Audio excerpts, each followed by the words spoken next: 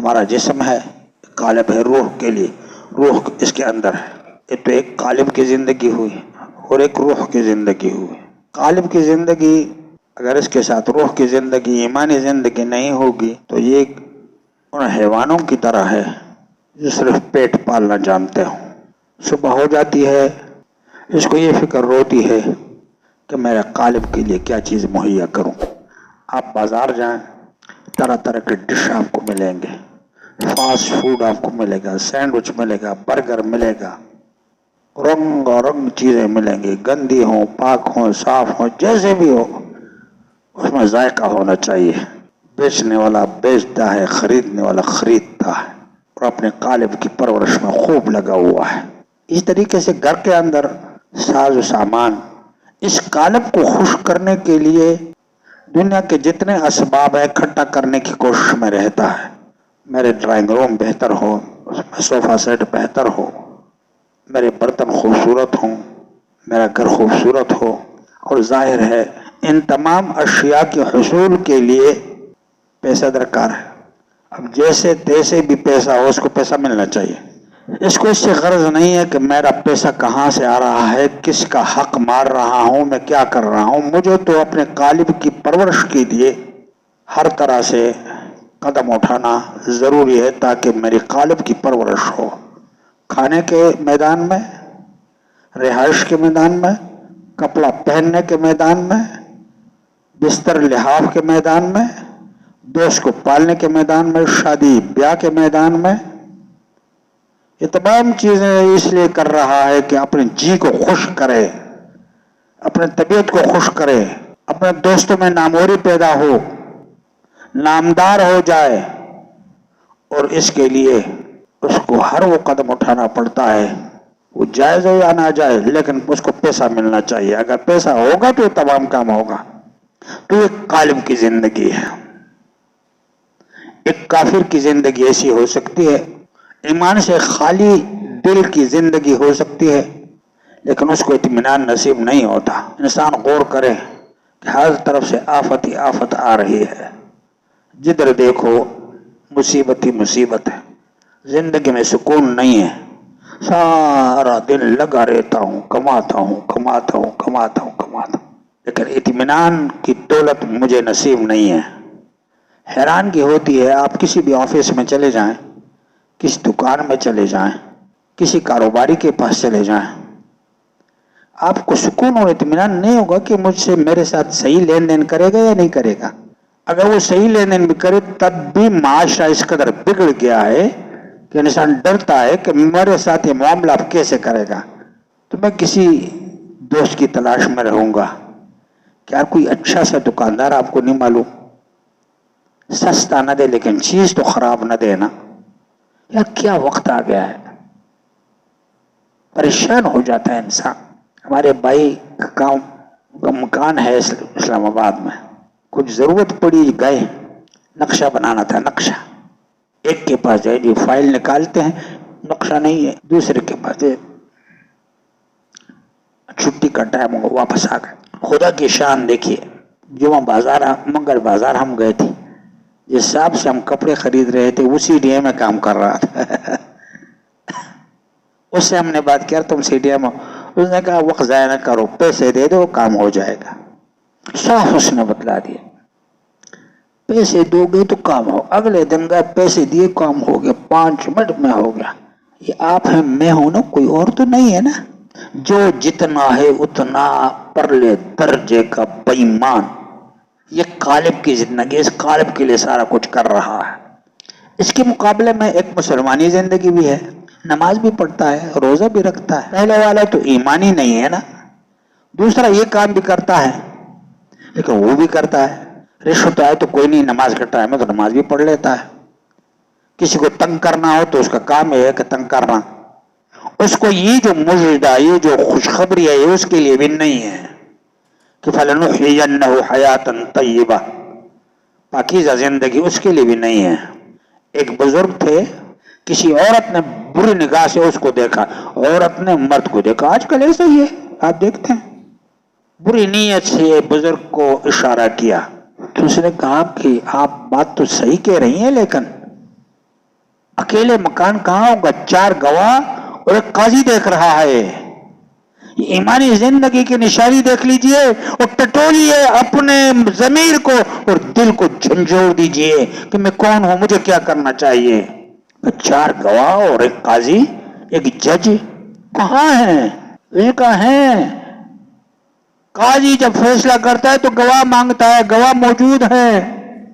ایک دم فرد جرم عائد ہو کر کے سزا کے مستحق ہو جائیں گے، پھر کیا کرو گی؟ یہ کہاں ہے؟ کہ اللہ تبارک و تعالی جج ہے، قاضی ہے، دیکھ رہا ہے، اور 2 فرشتے آپ کے اور 2 میرے، 4 گواہ ہوئے. خاموش رہو، میں اس جرم کی پاداش میں اس کی سزا کو برداشت نہیں کر سکتا. کوئی نہیں دیکھ رہا، ہاں دیکھنے والا دیکھ رہا ہے. کیا میرا ضمیر مجھے جھنجھوڑتا ہے؟ نہیں جوڑنا. اللہ کا قہر سامنے آتا ہے تو آپ کے سامنے ہے. کہاں تھے، کہاں چلے گئے؟ ان بطش ربک لشدید، میرے رب کا غصہ بڑا سخت ہے. اپنی جوانی کے امنگوں میں، مال اور دولت کے نشے میں، عورتوں کے جھرمٹ میں پتہ نہیں کیا بن جاتا ہوں. اللہ تبارک و تعالی حلیم ہے، صابر ہے، لیکن جب پکڑنے پہ آتا ہے تو اس کی لاٹھی میں آواز نہیں ہوتی، لاٹھی لگتی ہے، پسلیاں توڑ کے رکھ دیتا ہے، ایسے مروڑ کے رکھ دیتا ہے. لاٹھی مارنے والا نظر نہیں آتا. حضرت عمر رضی اللہ تعالی مدینے کی گلیوں میں گشت کر رہے ہیں. ایک گھر میں آدھا دروازہ کھلا ہوا ہے، اندر ماں اور بیٹی کا آپس میں تکرار ہے. ماں بیٹی سے کہہ رہی ہے، بیٹی آج ہماری بکری نے دودھ کم دیا ہے، تھوڑا پانی ملا لو تاکہ دودھ پورا ہو جائے اور ہمارا خرچہ نکل آئے. بیٹی نے جواب دیا، اماں عمر بن خطاب رضی اللہ عنہ امیر المومنین نے حکم دیا ہے، ایسا نہ کرو. ماں اور بیٹی ہیں اور تیسرا ظاہر میں کوئی نہیں ہے. ماں کہہ رہے، بیٹی ادھر عمر بن خطاب امیر المومنین رضی اللہ عنہ تو موجود نہیں ہے. اماں عمر بن خطاب تو موجود نہیں ہے، اس کا اور ہمارا رب تو موجود ہے، وہ تو دیکھ رہا ہے. اللہ اکبر، وہ تو دیکھ رہا ہے. امیر المومنین نے اس پر نشان لگایا اور اس لڑکی کو اپنے نواسے کے لیے، پوتے کے لیے نکاح کرایا اور اسی سے سلسلہ چارا. عمر بن عبدالعزیز خلیفہ راشد اسی کے بطن سے نکلا. آپ معمولی مت سمجھیں ان باتوں کو. اولاد جب حرامی ہوتی ہے، خون حرام کے نطفے سے بڑا ہوتا ہے. تم نے کبھی سوچا کہ میں کسی اور کے مال سے اپنی بیوی کو کھلا رہا ہوں؟ بے شرم، بے غیرت، شرم نہیں آئی تجھے؟ پیسے نکالو، فائل بتاؤں گا اور یہ پیسے جا کر کے بیوی کے لیے شلوار بناؤں گا. تمہاری جیسے بے غیرت ہوں گے تو پاکستان کیسے بنے گا؟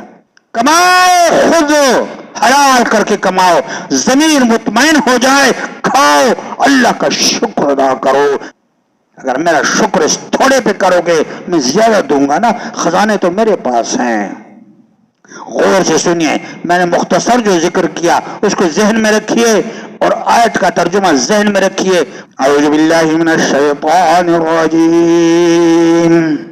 من عمل صالحا، اللہ پر ایمان ہے ہمارا کامل، اس کے کلام پر کامل ایمان. من عمل صالحا یہ اسی کا کلام ہے، جس نے بھی نیک کام کیا. من عمل صالحا من ذکر او انثی، مرد ہو یا عورت. اسلام تو پورے حقوق دیتا ہے، مرد کو بھی اور عورت کو بھی ایک ضابطہ قرار دیا. اس ضابطے کے مطابق اگر مرد آ جائے تب بھی اس کو وہی صلاح ملے گا، اگر عورت آئے گی تب بھی وہی صلاح ملے گا. شرط ایک وہ مومن ہو. کافر کے ساتھ یہ وعدہ نہیں ہے. کافر کو جو کچھ ملتا ہے اس کے نیکیوں کا صلہ اس کو دنیا میں مل جاتا ہے. آپ جو رنگولیاں مناتے ہیں ان کو دیکھ رہے ہیں، ان کا دنیا ہے، آخرت نہیں ہے. میرے اور آپ کے لیے چونکہ آخرت کے وعدے ہیں، کچھ تھوڑا سا ہم پر تنگی بھی آ جاتی ہے. گھبراؤ نہیں، تمہارے لیے بہت بڑے انعامات میں نے رکھے ہیں. اللہ فرماتے ہیں ان کے لیے صرف دنیا ہے. لیکن تم اتنا کرو کہ میری بات تو مانو نا، میری کھاتے ہو، میری پیتی ہو، میرے دھرتی پر گھوم رہے ہو، میرے ٹھنڈے پانی سے غسل کر رہے ہو، پی رہے ہو، میرے بھینس کے دودھ سے اپنے آپ کو خوش کر رہے ہو، یہ تمام پھل میوے تمہارے دسترخوان کے زینت بنتے ہیں۔ اے بے وفا، تم کہاں جا رہے ہو؟ مجھے بھول گئے؟ ایمان رکھتے ہوئے مجھے بھول رہے ہو تو تمہیں یہ مجھ تک کیسے ملے گا؟ وَهُوَ مُؤْمِن، بشرطے کہ وہ مومن ہو، اللہ پر کامل ایمان ہو، اس میں دو رائے نہیں ہو سکتی، کامل ایمان ہو اللہ پر، اندھیرے میں بھی، روشنی میں بھی، افسر کے سامنے بھی، عدالت کے سامنے بھی، ایس ایچ او کے سامنے بھی ایمان والی زندگی ہو۔ خدا کی قسم آپ دیکھیں گے سکون کس چیز کا نام ہے۔ کماتا ہوں کماتا ہوں کماتا ہوں کماتا ہوں، سکون نہیں ہے۔ وہ مومن، یہ مرد ہو یا عورت، اس حال میں کہ وہ مومن ہو، شرط یہ ہے ایمان کے بغیر کوئی عمل قبول نہیں ہے، یاد رکھیں۔ اس لیے اپنے ایمان کو ٹٹولیں کہ ایمان میرا کس قدر ہے، بیمار تو نہیں ہے، شرک کا اس میں اختلاط تو نہیں ہے، ایمان خالص ہے یا خالص نہیں ہے، اس کے لیے کوشش کرو۔ اور جب ایمان خالص ہو جائے گا تو رات کے اندھیرا ہو، صحرا میں اکیلے جا رہے ہو، کچھ بھی ہو، آپ کو اللہ کا خوف آپ کے سامنے ہوگا۔ فَلَنُحْيِيَنَّهُ حَيَاةً طَيِّبَةً، میں ان کو پاکیزہ زندگی دنیا میں نصیب کروں گا۔ کتنی بڑی مصیبت ایک مومن پر آ جائے، یہ کہہ رہا ہے میرا رب مجھ سے راضی ہو، میرا رب مجھ سے راضی ہو۔ ایک بزرگ کافی شاگرد تھے، مرید بھی تھے، بہت نیک انسان۔ ایک دن اس کو آواز آئی کہ فلاں تم جو عبادت کر رہے ہو یہ قبول نہیں ہے۔ ایک دن آواز اس کی پرواہی نہیں ہے، وہی اپنی عبادت میں مشغول ہے، مرید اور شاگردوں کے تربیت پر مشغول ہے۔ دوسرے دن، تیسرے دن جب یہ آواز آئی تو ایک منچلا مرید آیا کہ حضرت آپ تیسرے دن ہیں، ہم آواز ہم بھی سن رہے ہیں، آپ بھی سن رہے ہیں، تو آخر آپ کیوں لگے ہوئے ہیں جب اس طرح بات ہے؟ کہ بھائی بات تو آپ کی صحیح ہے، پر مجھے کوئی اور دروازہ تو بتاؤ نا کہ وہاں چلا جاؤں، کوئی اور دروازہ ہے۔ اگر اس طرح ایمان پیدا ہو جائے، روزی کے سلسلے میں بھی، دنیا کے اور کاموں کے سلسلے میں بھی، میں نہیں سمجھتا کہ ایک مسلمان کے کام رک جائیں، اگر رک بھی جائے تو اس میں اللہ کی طرف سے کوئی بڑی حکمت اور مصلحت ہے جس کو ہم نہیں سمجھتے۔ ایک بیٹا اپنے باپ سے چھری لے لیتا ہے جب اس کے ہاتھ میں ہو، بیٹا رونے لگتا ہے کہ میرا کھلونا مجھ سے لے لیا، اور باپ کو اس کی انتہا معلوم ہے، اس کا نتیجہ معلوم ہے کہ یہ بچہ کھلونا سمجھ رہا ہے، یہ کھلونا نہیں ہے، چھری ہے، اس کو تباہ کر کے رکھ دیے۔ اس کے رونے کو نہیں دیکھتے، چھری لے لیتا ہے، اس کے بدلے اس کو معمولی کھلونا دے دیتا ہے۔ بندہ روتا ہے، مانگتا ہے، نہیں ملتا بعض اوقات، اللہ حکیم ہے، وہ اپنے بندے کو رسوا نہیں کرتا، زخمی ہونے نہیں دیتا، اس کے بجائے کوئی اور چیز اس کو دے دیتا ہے، یا کم از کم آئی ہوئی مصیبت اس کو ٹال دیتا ہے، اس کو پتہ ہی نہیں ہوتا۔ اللہ کی حکمتیں ہیں جس کے سمجھنے کے لیے بہت دوربینی کی ضرورت ہے، کامل ایمان کی ضرورت ہے۔ ایمانی زندگی پیدا کریں، اللہ کے ساتھ ایک رابطہ رکھیں، اور اللہ کے دیے ہوئے مال میں اللہ کے راستے میں خرچ کریں، مت گھبرائیں۔ ہم نے دیکھا گھبرانے والے سب سے زیادہ پریشان ہوتے ہیں، یہ سوراخ نہیں تو کوئی اور سوراخ پیدا ہو جاتا ہے۔ ہمارے ایک استاد سے کہتا ہے بڑی برکت ہوتی ہے جو خرچ کرتے ہیں۔ ہم نے کہا استاد جی کیسے برکت ہوتی ہے؟ ہم خرچ کرتے ہیں 10 روپے، وہی 10 روپے 11 تو ہوئے نہیں، برکت کسی کے کام ہے؟ وہ ہمیں اپنے گھر کے پیچھے لے گیا، کہتا وہ پمپ تھا، ہاتھ، آج کل تو بجلی سے چلتے، اس زمانے میں ہاتھ سے، آج بھی یہ ہاتھ پہ ہوں گے، ایسے ایسے کر کے پانی نکلتا تھا، یہ برکت ہے۔ ہمیں حیران ہوئے کیسے برکت؟ کہتے 15 سال ہوئے یہ خراب نہیں ہوا، اگر خراب ہوتا تو میرے پیسے اس پر خرچ ہوتے نا، یہی تو برکت ہے۔ سوراخ نہیں نکلتے، جو اللہ کے گھر میں نہیں لگاتے اس کو سوراخ نکلتے ہیں۔ جو کام بھی کریں، جس طرح میں نے ایک مثال دی آپ کو، اللہ دیکھ رہا ہے، कम से कम जुम्मे के दिन तो कुछ टाइम निकाला करें। आके बैठ गए, इस्तिग़फ़ार पढ़ना शुरू कर दिया, वालिदैन के लिए दुआएं, अपने भाइयों के लिए दुआएं, पड़ोसी के लिए दुआएं, मुसलमानों के, खासकर अपने इस मुल्क पाकिस्तान के लिए दुआएं। किस मुसीबत से गुजर रहा है, किस कदर मुश्किलात हैं। अंदरूनी रिपोर्ट्स आप पढ़ेंगे तो तबाही है। इसके जिम्मेदार मैं और आप हैं।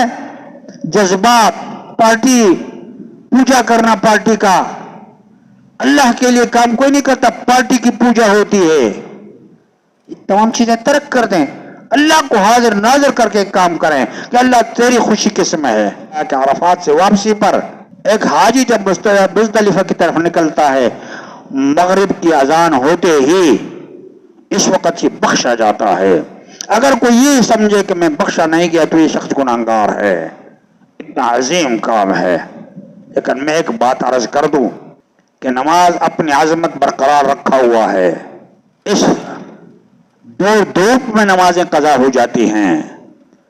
मैं पहले भी अर्ज कर चुका हूं, ये पासपोर्ट के पीछे, ये फलां दफ्तर, ये फलां दफ्तर, इसमें भी रिश्वत लेते हैं कमबख्त लोग,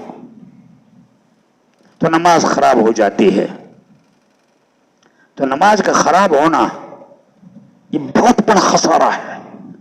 तो आपको उस शख्स के बारे में क्या ख्याल है, ये दुकान में खड़ा है या घर में बैठा हुआ आराम कर रहा है या मेहमान के साथ मशगूल है और नमाज चली गई, जाया हो गई, इस शख्स के बारे में आपका क्या ख्याल है?